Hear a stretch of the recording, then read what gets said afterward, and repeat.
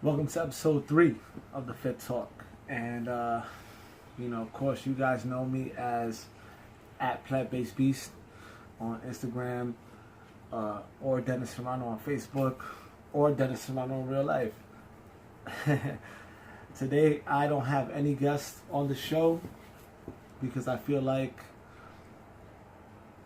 I should be a guest on the show as well. And, I'm the host of the show. This is my show. This is my idea. It's my concept. I have no one else to interview me. I'm pretty sure some of my trainer friends would interview me, but it's not the same. It's not an organic process, right? I feel the need to explain to the YouTube community, Instagram community, Facebook community, social media community as a whole as to why this show started. And on top of that, this episode is long overdue. I was actually supposed to film this last week on vacation in South Beach, but I love South Beach so much that I was like, nah, I don't want to do anything related to fitness right now, or aside from the few clips you saw of me on the beach working out, because I needed a little bit of a mental escape from New York City and from what life has given me in the past few months. It's nothing serious, so it's nothing to be concerned about. However, it's always good to take time off, rejuvenate, regenerate, refresh the page, click the top, refresh the page a few times, come back with a stronger game plan. And I didn't do that too much in December or January, so I felt the need to just go ahead and do that last week. So, with that being said, I want to get into the reason why I started this show. This show is meant to be a platform. Just like anything else in social media is meant to be a platform. Whether you are posting incessantly on Instagram, whether you're posting on YouTube, Facebook, if you're posting content, right? Because some people just post bullshit, let's be honest. But if you're using social media for what it's supposed to be, which is to be an outreach platform to different areas and different segments and different ways of life, different continents potentially, it's a powerful tool. So I conjured up in my mind a great thought. I said, man, I'm on Instagram a lot, right? That's most of us are, right? And we're on social media, period. This has become a social media community ever since the advent of YouTube, the dependence, not independence, the dependence on the cell phone, the digital era, so to speak. This is a powerful instrument right here. This has a huge outreach, and what I've seen since I've been in fitness is a big change from the ways of the trainer not the trainer, I hate that term, the fitness professional who knows how to perform his craft, sell his craft, and monetize off of the sale of his craft, but knows how to go and corral new business. Is that the word I want to use? Go pick up new business. I don't want to sound like a manager because I've heard that too much. But, this is the new wave for, so to speak, for the most part. This is the new wave. And I've seen a lot of trainers on the Instagram monetizing with about maybe an eighth of the talent that the trainers that I've worked with before, currently, midway, have. And it's a shame. It really is a shame. It's a shame that I see all these Instagram fakers. I see so much bullshit going on. So I felt the need to just start a show that was real, because that's who I am. I'm just an honest person. I'm not a faker. And I'm not a faker with fitness. I'm not a faker with my lifestyle. I'm not a faker with anything in general. So, with that being said, the reason I got into fitness was because I was in a bad space, physically and mentally. Well, not so much mentally, more so physically. I was living, actually, before I was living down south, I was up here in New York, and I was attending Mary Bertram High School for business careers. And I actually was taking up accounting because, I'm Sagittarius and we love numbers. So I was there, and, I was a scrawny kid. I was the 135 pound or 130 pound skinny fat person, right? That I think that's what people call it now. Correct me if I'm wrong. So I was there. Good times in that school, bad times in that school, more good times in that school, more good times in that school, and it was great. However, towards my junior year, I was like, oh, well, I started like looking at the physiques of athletes per se, because I used to be into basketball, football, I guess what you call sports entertainment, pro wrestling. So I was like, oh, these dudes are big, man. And one of my friends there, he goes by the name of Hanzo Castillo. Sorry if I'm blowing you up, brother. But he had a admirable physique. I was like, oh, dude's in shape. And, we were kids, man. We were like maybe 16, 17, 18, that age range. So I was like, okay. And then I have a family member, his name is Will, who it was just fucking massive. Dude was huge.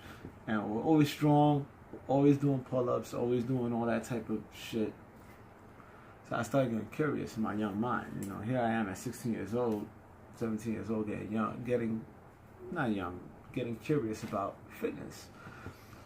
So I spent that summer down in Virginia Beach, where my sister and Will, who is my sister's ex-husband, but we have a tight bond like this, so that's something I would never throw away.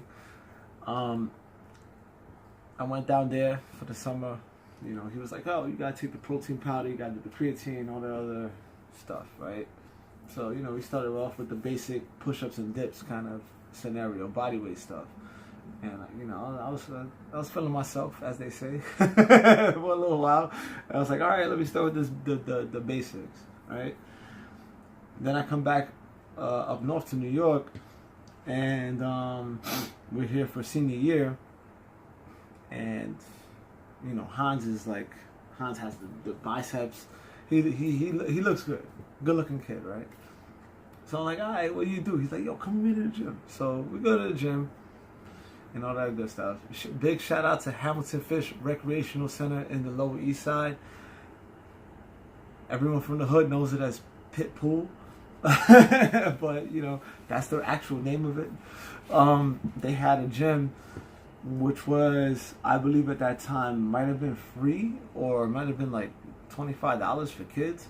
But we all signed up for it, and we went there, and we tried to make it happen to the best of our abilities. We didn't know anything about exercise science. We didn't know all the fancy smancy stuff, right? So we just went there, no routines. We just knew, all right, we got to do pull-ups, we got to do push-ups, we got to play with these machines here and there, right? That was my first thirst for it. Then I started going to the East River, where the track is. A lot of you people know that live in New York. 6th Street has a dope track that they're actually redoing right now. And they had the pull-up bars, which they still have. They're still intact. That was really where I cut my teeth, so to speak, and got my experience with fitness.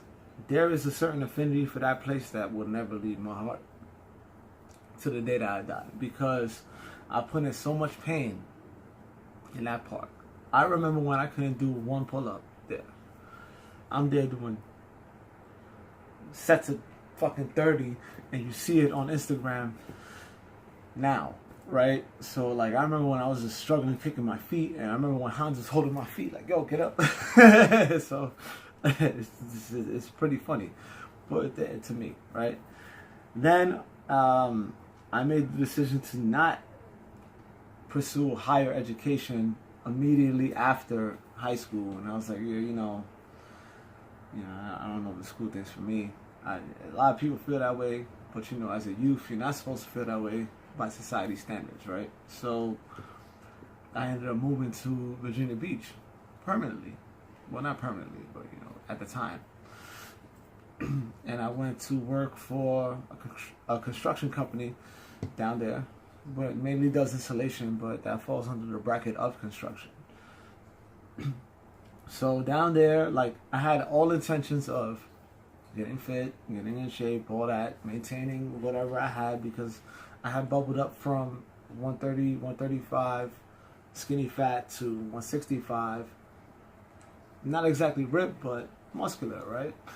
So, at least muscular for what a 17, 18-year-old is supposed to look like. And it was an awesome experience down there. However, the lifestyle that I lived was not good, especially towards the last, I want to say, 365 days living there. And it wasn't anything that was influenced. It was just me just being a kid and not knowing any better. So my nutrition was poor all around the board. Plus my physical activity was very limited to work, because it's well, at least at that point in time, it was, and I'm not trying to make any excuses, it was rather rough for me being a young person and not knowing what the world was really about, to get up early in the fucking morning at like 5 a.m., get up, let's go to work, boom, we bust our ass from fucking 6:30 in the morning to 6, 7 at night, and all I would want to do is come home and do my nightcap thing, and my nightcap thing was pretty much just drinking 2 big ass 40 ounces of beer and and just going to sleep fucking late. My nutrition during the day was shit. I used to in the morning I used to fucking eat burgers, sausage, bacon, all that bullshit, and just like on top of another with a fucking humongous bag of chips, with a humongous bottle of soda, all this other stuff that is promoted on TV as something you should eat. So needless to say, when I got to Virginia, I was about maybe 175, I want to say. When I left Virginia, although we had a weight set in the backyard, and I kind of fell in love with lifting with the idea of it, at least. Well, more in love, because I had it in the back of my mind, but it was reinforced. I was still, I don't know, I want to say maybe 240, 235, right? But I was working out in the backyard. We had a weight set. We had bought a weight set. So yeah, I was like, all right, let me hit the weights. I decided to come back to New York because I got fired from that job on some BS with performing on the job site. So I was like, well, you know what? Let me pursue my higher education now, because this is the way of the world, and these people can actually control your fate, right? They can say what goes and what doesn't go. And although before I left, I will say that the company wanted to hire me back, but I was like, nah, I'm good. I'm going to school. So I came back to New York. I attended LaGuardia Community College. Shout out to them. Although you may get a negative review right now of them, shout out to them. Went there, right? And I feel like at that place, it was more of a lifestyle experience more than it was an educational experience, because I went back there, I was 19 years old, I was a little hip to how the world comes out, walking through, like, thinking that I'm that I know everything and I'm the shit, my gears fly, all that other good shit, right? So I go there, and I had again some of the best experiences of my youthful existence. But the best thing about that place was that they had a free gym to students, and I was like, oh well, at that point in time, I lived a rather sedentary lifestyle and an ignorant lifestyle. I came back. Shout out to my friend Emmanuel Rodriguez, although the motherfucker does not talk to me that much anymore. I don't mean to put him on blast. Hopefully one day he'll see this. But we used to just live a completely atrocious lifestyle by anyone's standards. Doesn't matter. Like, we used to eat garbage, and then when I came back, we used to just be young kids playing around with shit we weren't supposed to be playing around with, and well, it's nothing crazy, nothing hardcore. We were just drinking a lot, but at that point in time, my weight ballooned up to 255, and with no reason or rationale. So when I went back to college, I was like, well, I think I need to lose weight because there was one point in time where I couldn't walk maybe from where I live on Delancey Street to the train station on Delancey Street without being out of breath or having heartburn. So needless to say, I needed to take care of myself. And I utilized that facility to the best of my abilities.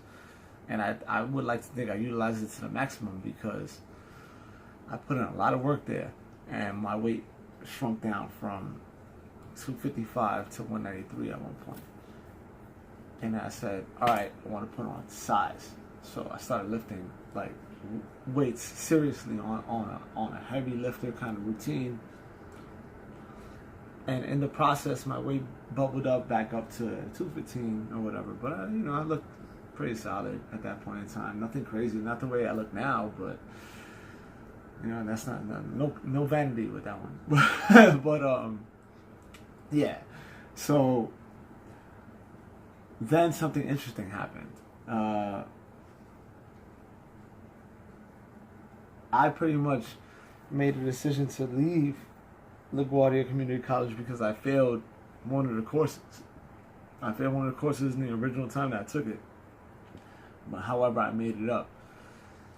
And they told me, hey, we take the average of the cumulative course. The cumulative course is the first time, not your makeup. So you're not going to be accepted to the clinical phase of physical therapy. And I said, fuck. What do you mean? I'm not going to... Why not take the class over then, right? And they said, oh, you could get into a clinical phase. You just have to go to a different school.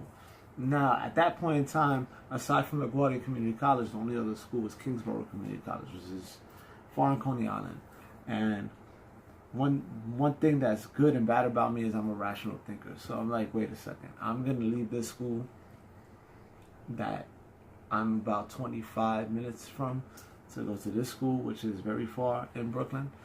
So I was like, well, I'm going to reevaluate this situation and I'll get back to you. So, needless to say, I said, man, fuck school. That's exactly what I said. At that point in time, at least. My younger self said that. And I was always into fitness. Of course, like I told you, at that point in time, I was lifting. So, I decided to be a trainer because I was actually reading Muscular Development magazine and had an advertisement in the back for the ISSA certification, which is I don't even know what the letters stand for, but all I know is they have a certification course. And I was like, well, why wouldn't I be a trainer? Because I took fundamentals of bio 1 and 2, and I dealt with a lot of anatomy and kinesiology and not so in depth of human movement science, but you learn the muscles, you learn bones, you learn the heart, the nervous system, the veins, all that good stuff there. So I was like, well, that makes sense. It's a natural transition, right? So I started researching what a personal trainer makes in New York City. I was like, oh well, that salary is actually rather good, and you have the freedom of manipulating your schedule. Then I started researching what were the best certifications to have, and I came across NASM because everyone said it's the gold standard, which it is. I mean, it's, well, not really. I mean, different strokes for different folks, but to me, I think the NASM is good. However, I've seen people that have NASMs that whatever, it's the test. Let's put it like that. But shout to NASM for certifying me, because, well, shout to me for investing in NASM to certify me. Let's put it like that. So I was like, all right, let me take the NASM. And then I started researching the New York Sports Club, because I'll never forget, one day I went with my good friend, DA, David, to the New York Sports Club when it was on Mercer. And they had the boxing gym and downstairs and all that good stuff. Because he had a few passes. And I went, I was like, oh, this gym is nice. At that point in time, I'm used to the rec center gym, right? So the rec center gym is like something like this. Where New York Sports Club is like a whole new world, right? So I was like, wow, this spot's actually dope. And then I saw a bunch of them, along my ways in New York City. I was like, oh, right, this gotta be New York's premier gym. So, I started looking at the certifications that they take and their status as master trainer and what it pays out. And I was like, all right, let me get my NASM done. And that's how I pretty much got into fitness. And then my first job was the New York Sports Club. It was the New York Sports Club on 23rd and Park Avenue, man. And you're going to hear that term so much. And that place so much, because that place has a lot of history involved in the people that have successfully sculpted my life and influenced me to do a lot of things. 23rd and Park is a very sentimental place for me. Very sentimental place for me. I met a lot of good people there. I furthered my education there. I really learned so much there. Like, so much. I met so many good trainers, so many good people. And I'm going to take this opportunity to shout them out right now. Will Jackson, aka Jimmy Fly. Jermaine De Jesus, aka Made Wonder, Bodyweight Will, I don't know what he calls himself. The most infamous Alan Brown, Rob Bourne, Continuous Motion, whatever you want to call yourself. Supreme, you know what's up. aka Hayward Levette, Supreme Trainer NYC. My man Wayne, Mordell Jr., Wayne Newcomb, I guess what they call him on the Instagram. Richie White, I don't know if you have Instagram, I don't think so, but I could be wrong. Frank Bolzano, man, as much as, people could say what they want about him, I know that if I never got hired in New York Sports Club, I would never be the person I am today. And you heard that from Trey too in my last episode, but he had more of a fitness perspective on him. At that point in time, when I got into New York Sports Club, I was 22 years old. I was a young, moldable piece of clay. So my life was not set in stone, and my ideals, my principles, and everything else was not concrete. So without Frank giving me the opportunity to join New York Sports Club, I would have never met the people who really shaped my life, which was Maine, AB, Hayward, you three really played a big part in what goes on today, and, well, at least in my lifestyle. And that's why I keep you guys kind of close to me. Trey too. Trey have admiration for Trey. So yeah. Go there, essentially showing this, we move through the ranks, I become a master trainer, all that good stuff. Like I said, I was going to anyway. And that was my whole thing to getting in there. And I'm so grateful to that place for crossing my paths with so many good people and I felt the need to like let that out on video and just talk and all this other good shit, so that way people know. Because at the end of the day, like I told you in the last one, when I say it's a fit fam, it's a fit fam, and to me, it's deeper than just fitness.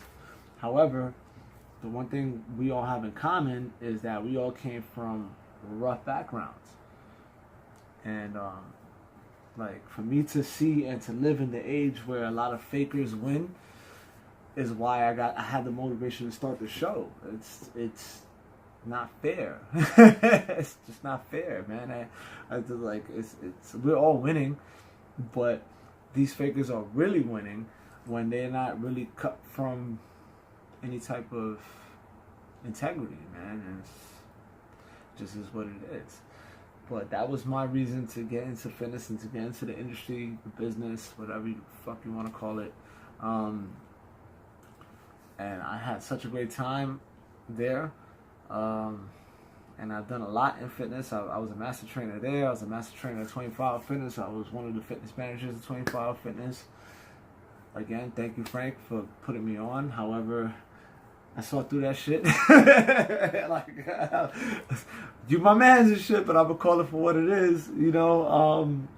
And you know, now I'm somewhere else, and it is what it is.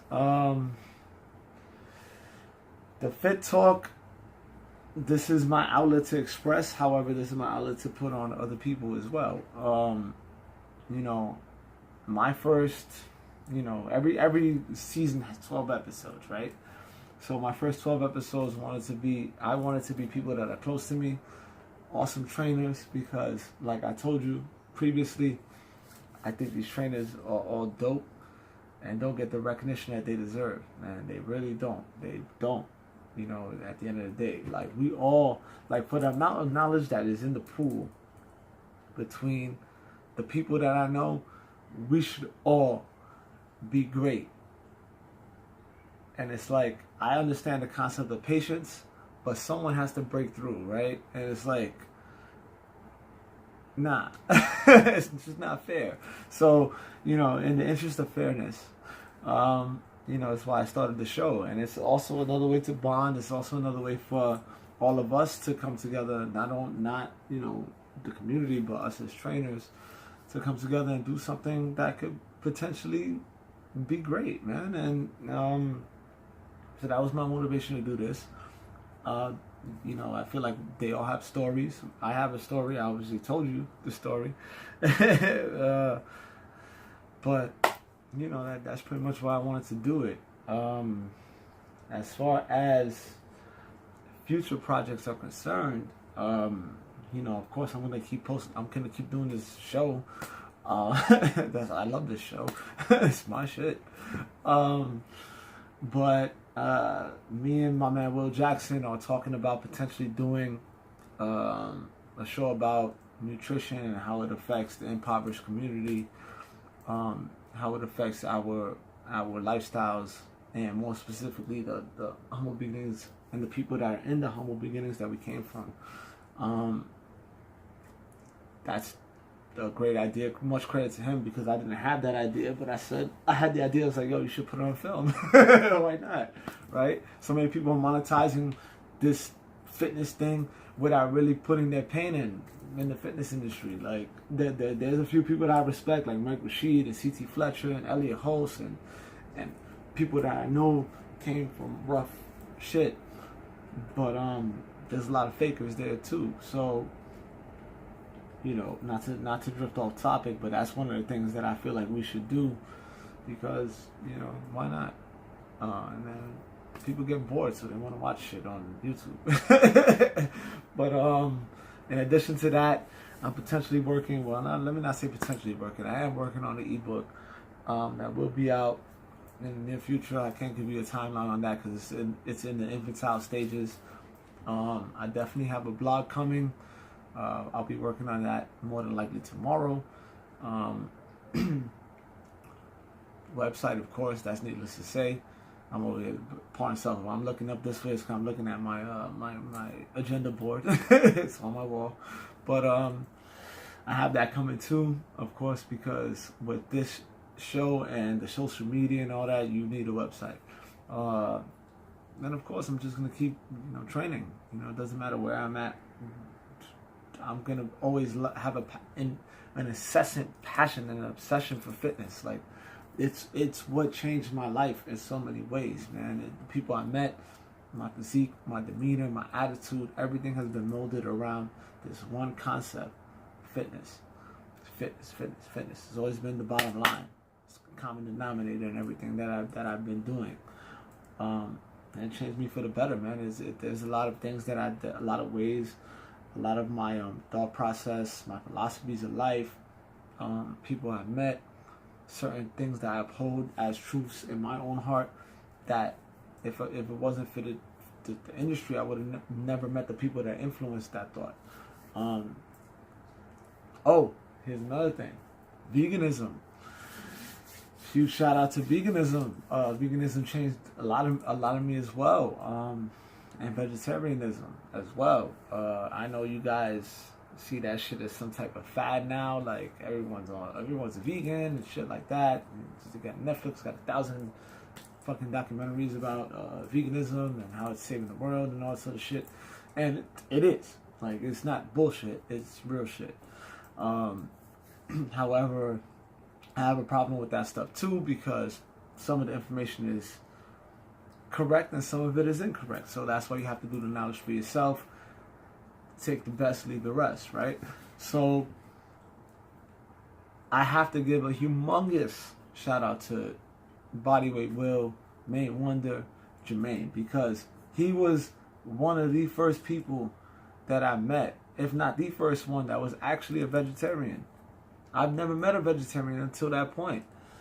This dude was the only dude that I know that did not eat meat, and at that point in time when I met him, he said he didn't eat meat for, now today he says 18 years, and I've known him for about 8, so I guess at that point 10, 11 years. He was doing that shit before it was cool. it was, so and he deserves his just due, and so does his man Laz. Peace to the God saying Laz. He deserves that just due for putting the bug in his ear too. But that thought process changed again because, well, my thought process on nutrition changed because of him, and also because of Alan Brown and Hayward. That they changed my perspective on nutrition through some of the things I learned through them. And then, I got really radicalized with Jermaine. Jermaine was like, nah, forget about just pork and, leave the bird alone, leave the fish alone, and all that good stuff. And we were just doing the vegetarian thing for a little while, and now we're full vegan. And I've been a vegan since November 15th of last year. No, was it last year? No, November 15th of 2016.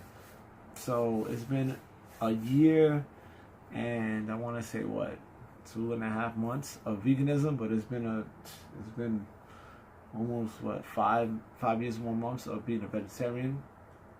To me they fall in the same category. Because it's just the bee life. And I gotta thank Jermaine. I can't thank him enough, man. It's one of the best decisions I made, and it really cleared my mental process. I never store fucking fat anymore. I walk around all year like 185, 190.